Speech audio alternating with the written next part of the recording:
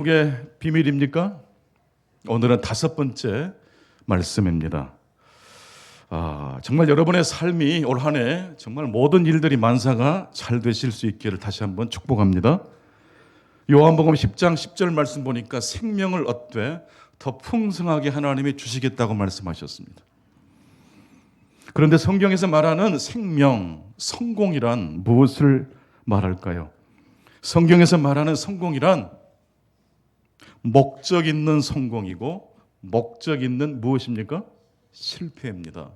목적 있이 실패하는 것이 목적 없이 성공하는 것보다 더 낫다고 그랬습니다.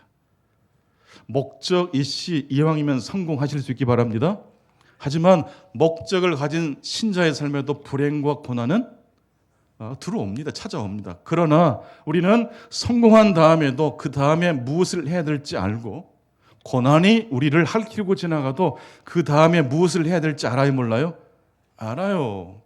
오늘 혹시 힘든 가운데 오신 분들이 계시다면 더 크신 하나님의 은혜가 함께 하시기를 바랍니다. 하지만 목적 없이 성공한 사람은요, 성공한 다음에 당황해요. 그 성공을 향해서 달려갔는데 그 꼭지점 꼭대기에 가면 무엇이 있을 줄 알았는데 무엇이 있어요? 올라가면 아무것도 없어요. 허무해요. 난 여러분들이 목적 있는 삶을 살아가실 수 있기를 바랍니다. 목적지가 없는 항해는 그 어떤 바람도 순풍이 될 수 없습니다. 괴테가 그런 말을 했다고 합니다. 인간은 지향이 있는 한, 목적이 있는 한 방황한다. 그리고 올바른 목적에 이르는 길은 그 어느 구간에서든 바르다. 목적 있는 인생은 실패할 수도 있고 성공할 수도 있는데 어떤 지점에 어떤 길을 걸어가든지 간에 목적지를 향해 가는 인생은 바르다라고 이야기하고 있어요. 바르다, 윤리도덕적으로 흠이 없다 그런 뜻이 아니에요. 의인은 7번 넘어질지라도 다시 일어섭니다. 탕자는 자신의 실패를 자책하고 끝나는 게 아니라 돌이켜서 아버지 집으로 돌아가요. 목적이 그만큼 우리의 삶에 중요합니다. 지금까지 우리 국민들은 잘 살기 위해서 얼마나 열심히 달려왔는지 모릅니다. 하지만 이제는 우리가 잠시 멈춰서 인생의 목적을 생각해야 할 때입니다. 목적이 중요합니다. 그런데 목적만큼 중요한 것이 또 한 가지 있습니다. 바로 그것이 길입니다. 목적지로 가려면 반드시 길을 통해서 가지 않습니까? 예수님께서 요한복음 14장 6절 말씀을 통해서 이렇게 말씀하셨습니다. 내가 곧 길이요 진리요 생명이니 나로 말미암지 않고서는 아버지께로 올 자가 없느니라. 도시와 도시를 잇는 길이 있듯이 하늘과 땅을 잇는 길이 있습니다. 공간을 이동할 때 길을 통해서 이동하는 것처럼 과거와 미래 사이에도 길이 있습니다. 어떤 사람은 지금도 과거의 실패를 끌어안고 살아가는 사람이 있어요. 또 어떤 사람은 과거의 실패가 있지만 그 실패가 나를 힘들게 하지만 더 앞으로 나아가는 인생의 재료로 삼습니다. 자동차가 출발하기 전 내비게이션에 목적지를 입력합니다. 내비게이션에 목적지를 입력하면 내비게이션에서는 경로를 설정하라고 또 표시가 뜹니다. 이쪽으로 갈 것인가 저쪽으로 갈 건가, 최적의 경로인가, 더 빠른 길로 갈 것인가 평범한 길로 갈 것인가, 둘 중 하나를 선택하라고 합니다. 이왕이면 빠른 길이 좋겠죠. 하지만 어떤 길로 가는 것이 생명의 길, 행복의 길일까요? 목적지로 인도해 주는 길로 가실 수 있기 바랍니다.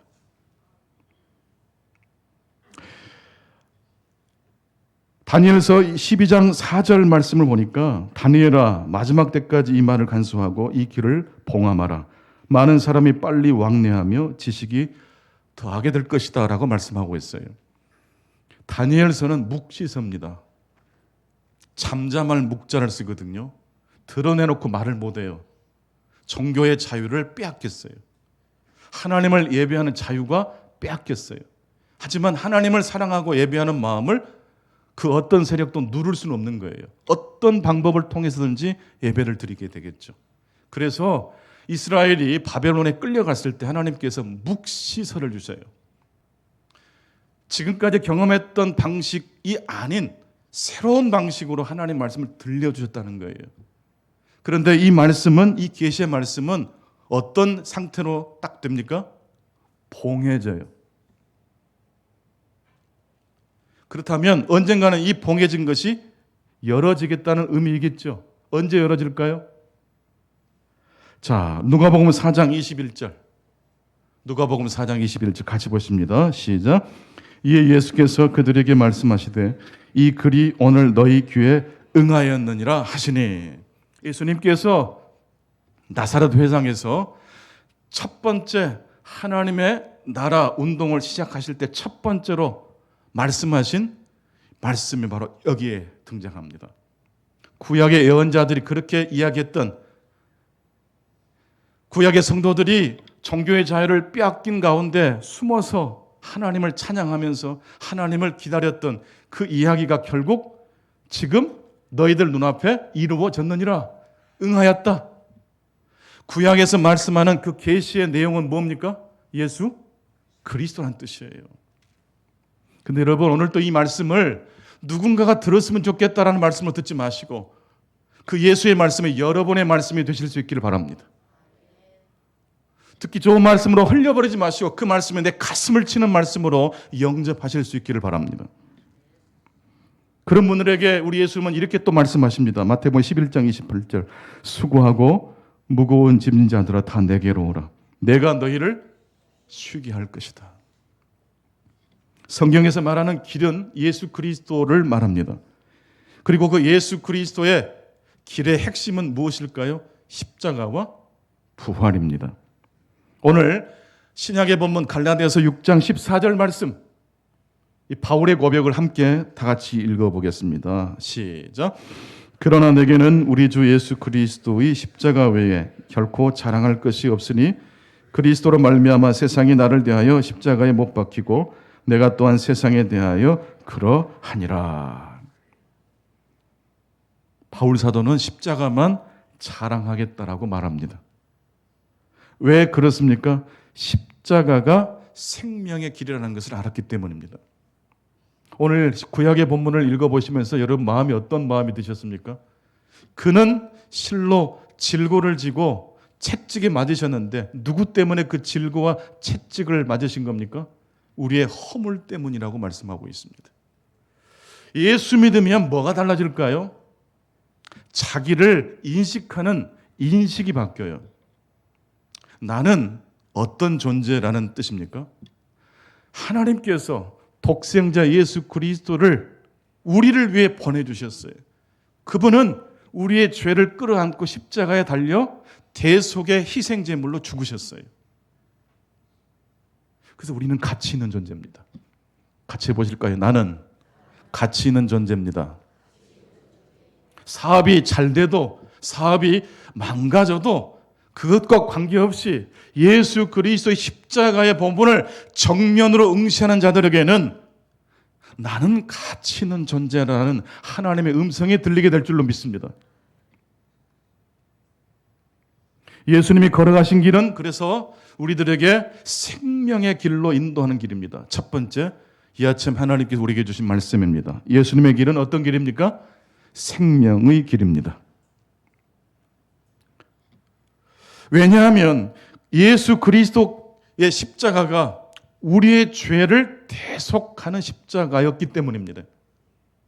예수 그리스도의 신실하신 하나님의 말씀에 대하여 신실하게 그 하나님의 구원의 계획 속에 우리 예수님이 신실하게 응답하신 사건이 십자가와 고난의 사건이에요.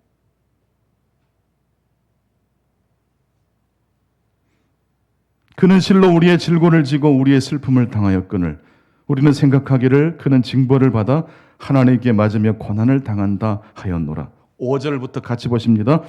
그가 찔림은 우리의 허물을 때문이요 그가 상함은 우리의 죄악 때문이라. 그가 징계를 받음으로 우리는 평화를 누리고 그가 채찍에 맞음으로 우리는 나음을 받았도다.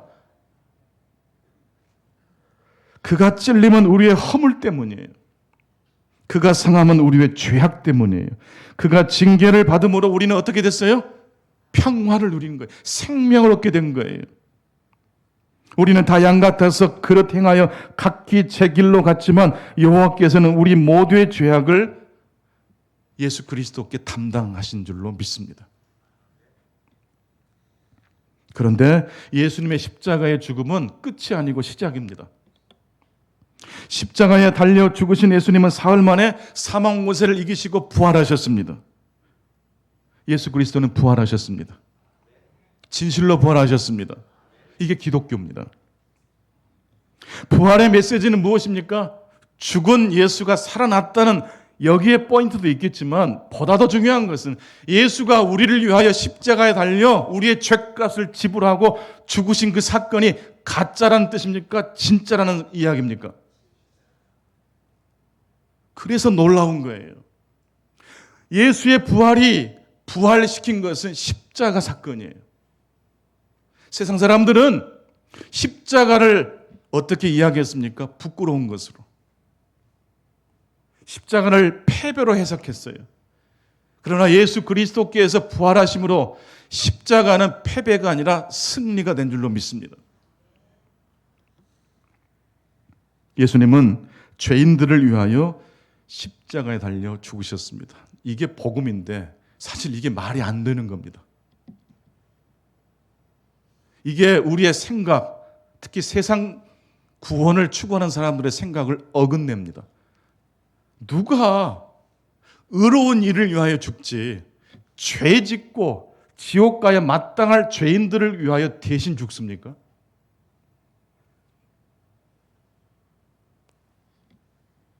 그런데 그 십자가의 사건, 그 우리의 인간의 생각을 어긋내는 사건이 우리를 살게 합니다. 우리에게 생명을 줍니다. 우리로 하여금 생명의 길로 걷게 해 줍니다. 그래서 바울 사도는 갈라디아서 2장 20절에 이렇게 고백합니다. 내가 그리스도와 함께 십자가에 못 박혔나니 그런즉 이제는 내가 사는 것이 아니요 내 안에 그리스도께서 사시는 것이라. 이제 내가 육체 가운데 사는 것을, 이제 내가 예수 믿고 거듭났지만 여전히 육체 가운데 살아가죠. 그러나 예수 믿기 전과 믿고 난 다음에 삶이 달라집니까? 똑같습니까? 달라집니다.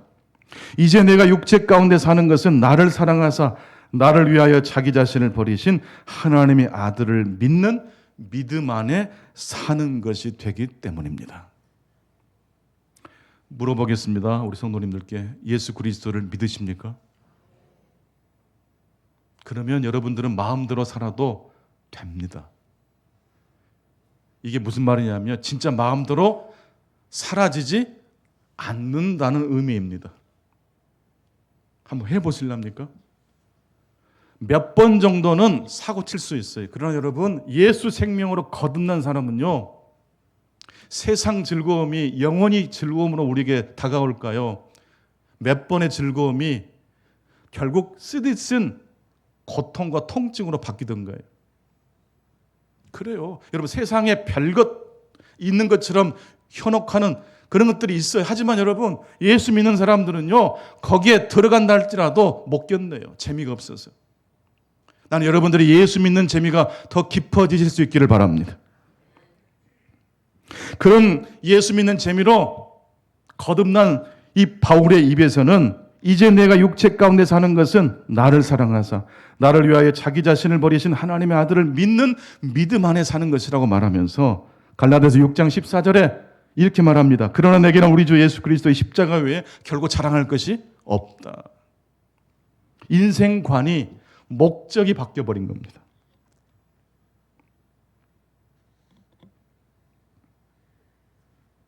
예수 그리스도의 복음은 생명의 길로 인도하는 복음입니다. 그리고 그 예수 그리스도의 십자가는 끝이 아니라 시작입니다. 십자가 다음에 무엇이기 때문입니까? 부활이 있기 때문입니다. 그렇다면 여러분 십자가와 부활 사이를 잇는 길은 어떤 길일까요? 오늘 두 번째 하나님이 우리에게 주신 메시지입니다. 십자가와 부활 사이를 잇는 길은 어떤 길일까요? 직선의 길입니다. 같이 한번 해보실까요? 십자가와 부활 사이를 잇는 길은 직선의 길입니다.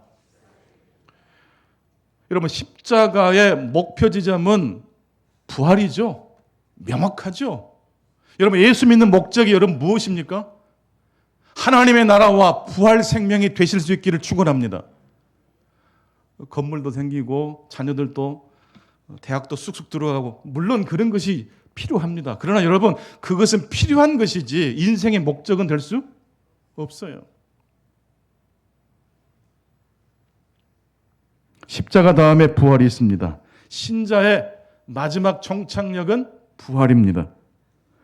오래 살고 장수하는 것이 이제 흔하디 흔한 일이 되어버리고 말았어요. 요즘 우리 한국, 이 대한민국 사회에 가장 어려운 일이 뭘까요? 준비도 하지 않았는데 고령화 사회는 너무 빨리 들어왔다는 거예요. 이제 100살까지는 안 돌아가시니까 너무 염려하지 마세요. 근데 100살까지 이제 뭐하고 살아가야 되는지가 깝깝한 거예요. 예수 믿는 재미 꼭 붙들 수 있기를 바랍니다. 이거 없으면 정말 우리가 견딜 수가 없어요.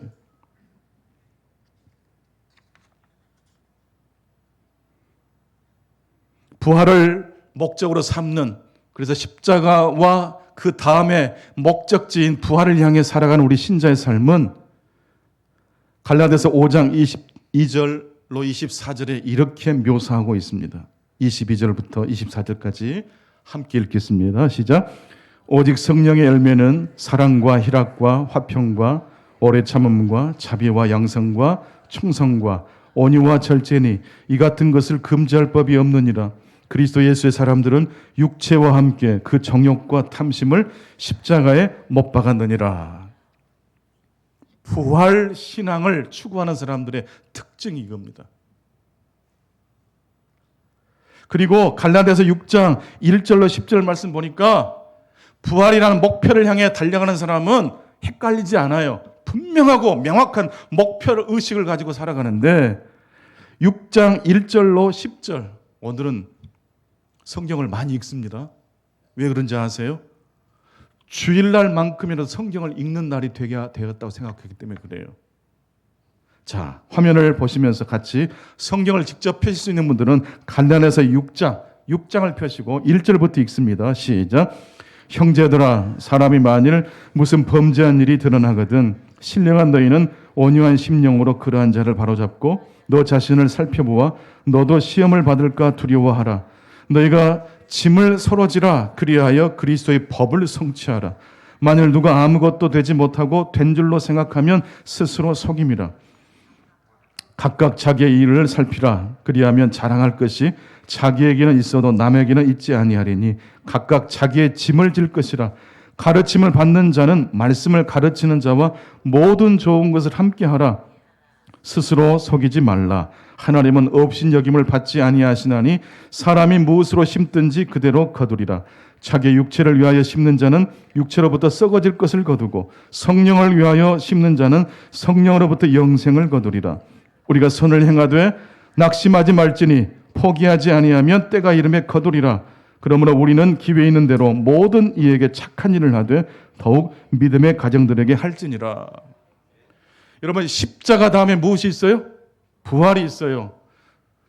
여러분이 죽고 난 다음에 부활이 있다는 의미이기도 하지만 이 말씀은 지금 육체로 살아가는 동안에 부활을 목표로 삼고 살아가자는 말씀이에요. 부활을 믿는다는 신앙이 아니라 부활의 정신을 가지고 일상을 살아가자는 뜻이에요. 그것을 갈라디아 6장은 딱 한 문장으로 뭐라고 묘사합니까? 착하게 살자. 따라합시다. 착하게 살자. 이거예요. 착하게 살자. 너무 욕심내지 말고 너무 이기적으로 내 목적을 위해서 누군가를 힘들게 하지 말고. 그런데 10절 말씀 보니까 기회 있는 대로 모든 이에게 착한 일을 하되 더욱 어떤 사람들에게 해야 돼요? 믿음을 가진 사람들끼리 착한 일을 하자는 거예요. 멀리서부터 실천할 게 아니라 가까이 있는 사람들에게 하나님의 부활신앙을 드러내 보여주실 수 있기를 바랍니다. 말 한마디도 참 예쁘게 할 수 있잖아요. 얼굴이 예쁜 사람은요, 사실 말을 예쁘게 한 사람이에요. 말이 예쁘다는 뜻은 늘 좋은 말만 한다는 뜻이 아니에요. 긍정적인 말이란 내가 미처 보지 못한 점이 있을 것이다 생각하고 생각하는 게 긍정적인 마인드래요. 혼돈의 상황에도 긍정적인 사람은 이렇게 말을 해요. 썩은 물에도 무엇이 있어요? 부력이 있어요. 나는 여러분들 때문에 여러분을 주중에 만나는 사람들이 복받게 되기를 바랍니다. 언어가 바뀌어지고 표정이 바뀌어지고 인생의 가치관이 바뀐 사람들이 우리 그리스도인들이기 때문에 그렇습니다. 그런 점에서 볼 때 십자가와 부활을 잇는 길은 직선입니다. 난 여러분들이 정말 착한 사람 되시기를 축복합니다. 그 직진으로 나가실 수 있기를 바랍니다. 그런데 오늘 말씀을 이렇게 끝내버리면 너무 허망해요. 또 그렇게 끝낼 수도 없어요. 십자가와 부활을 잇는 길은 직선이지만 십자가와 부활을 잇는 길은 직선이 아닌 곡선도 있기 때문에 그렇습니다. 세 번째, 이 아침 하나님께서 우리에게 주신 말씀이에요. 십자가와 부활을 잇는 직선과 함께 또 어떤 길이 있어요? 곡선의 길이 있어요. 갈라디아서 6장 17절 말씀을 보시겠습니다. 이후로는 누구든지 나를 괴롭게 하지 말라. 내가 내 몸에 예수의 흔적을 지니고 있노라. 십자가 외에는 자랑할 것이 없다라고 담대하게, 단호하게, 명확하게 확신을 가지고 부활신앙으로 가치관의 혁명을 이야기하고 있는 바울 사도가 갈라디아서 6장 17절, 갈라디아서 끝부분에 이 말씀을 하고 있어요. 내 몸에 무엇이 있어요? 예수의 흔적이 있다. 흔적이란 이 말이 스티그마타예요. 옛날에는 양과 소의 주인이 이 소와 양은 내 것이다라는 그 징표로 불도장을 찍어요. 이게 스티그마타란 뜻이에요.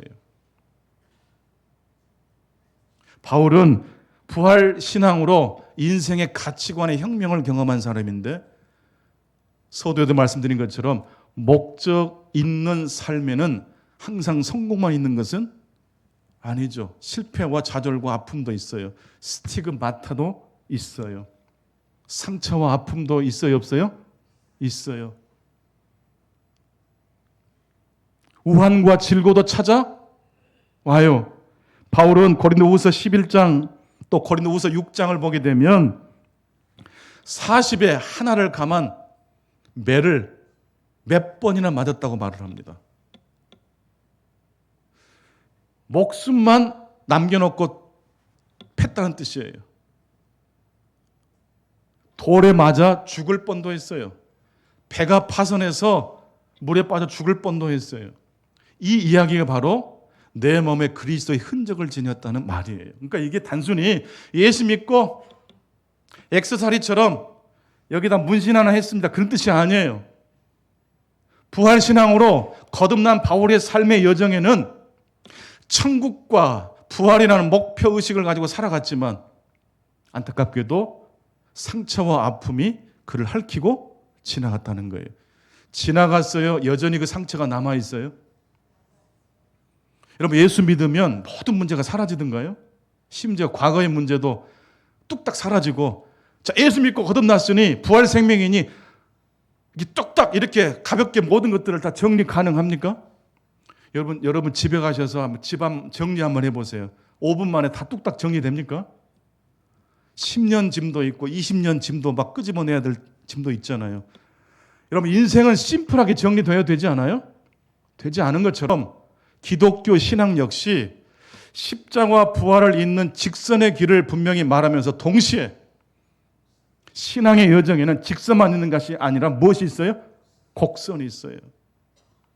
예수의 부활로 성금요일이 부활했어요. 예수의 부활 사건으로 성토요일도 부활했어요. 여러분, 성토요일이 무슨 날인지 아세요? 기독교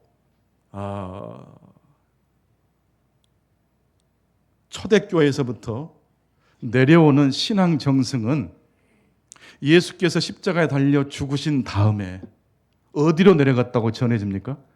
지옥으로 내려가셨다라고 이야기합니다. 지옥에 내려가셔서 거기 안에 있는 영혼들에게 주의 말씀을 증거했다라고 해석하기도 하고요. 칼뱅의 기독교 강요를 보면 지옥에 내려가신 예수 그리스도는 인간이 겪을 수 있는 극한의 지점까지 내려가셨다는 의미이기도 한답니다. 그래서 우리 신자가 스티그마타, 트라우마로 산 것도 아니고 죽은 것도 아니고 이러지도 못하고 저러지도 못하고 있는 신자의 삶에 빛을 비춰주신다는 말씀이에요.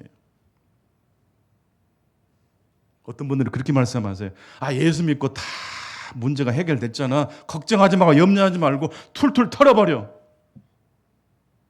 이게 바로 두 번째 가야 하는 거예요, 이것이. 예수 그리스도는 3일 만에 부활하신 줄로 믿습니다. 뿐만 아니라 예수 그리스도는 십자가에 달려 죽으시고 토요일 날에는 어디로 내려가셨어요? 지옥 밑바닥까지 내려가신 거예요.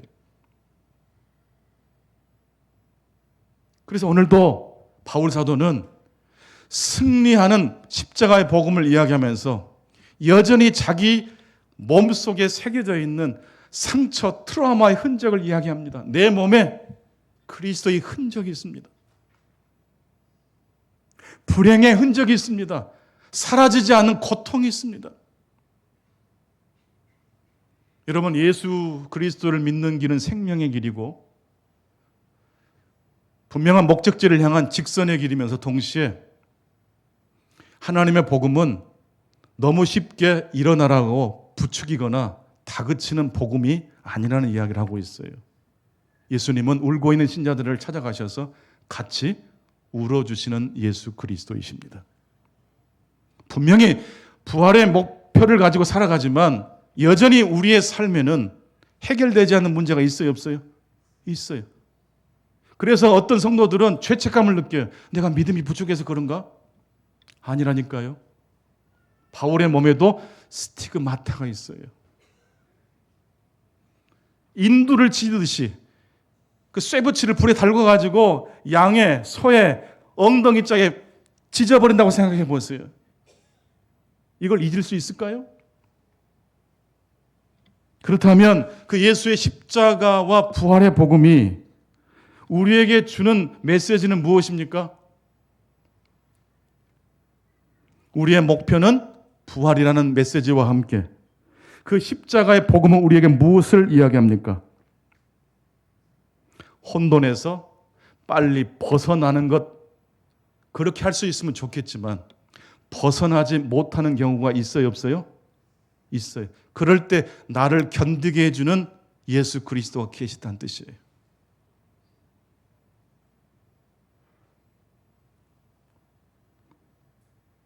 확신 있는 믿음과 함께 기독교는 고통 있는 신자의 삶에 대해서 그 신자가 여전히 힘들고 괴롭지만 뒤뚱거리면서 하나님의 나라를 향해서 걸어갈 수 있도록 힘과 은혜를 베풀어 주십니다. 그 하나님의 위로와 축복이 함께 하시는 복된 한 주간 되실 수 있기를 간절히 축복합니다. 아버지 하나님 감사합니다. 예수 그리스도를 통하여 생명의 길로 저희들을 인도해 주신 것을 감사합니다. 우리 대신 십자가에 달려 죽으신 예수 그리스도의 복음 때문에 우리는 가치 있는 존재가 됐습니다. 그리고 하나님의 나라 부활 소망을 분명한 목표로 삼고 확신을 가지고 살게 해주셔서 감사합니다. 그렇지만 바울이 그랬던 것처럼 그런 확신과 신념이 가득 찬 믿음을 가진 바울에게도 사라지지 않는 상처와 아픔이 있었습니다. 그 상처를 벗어나는 것만이 해답이 아니라 그 상처를 품고 견뎌내고 생존해낼 수 있는 복음이 기독교 안에 있습니다.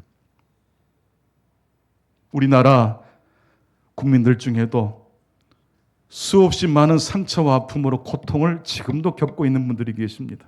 우리 교우들 중에도 여전히 지워지지 않는 흉터를 가지고 살아가는 분들이 계십니다. 오늘 그분들에게 우리 주님 함께해 주시고 위로하시고 그 혼돈과 모순을 주님과 함께 견뎌낼 수 있도록 붙잡아 주옵소서. 예수 그리스도 이름으로 기도하옵나이다. 아멘.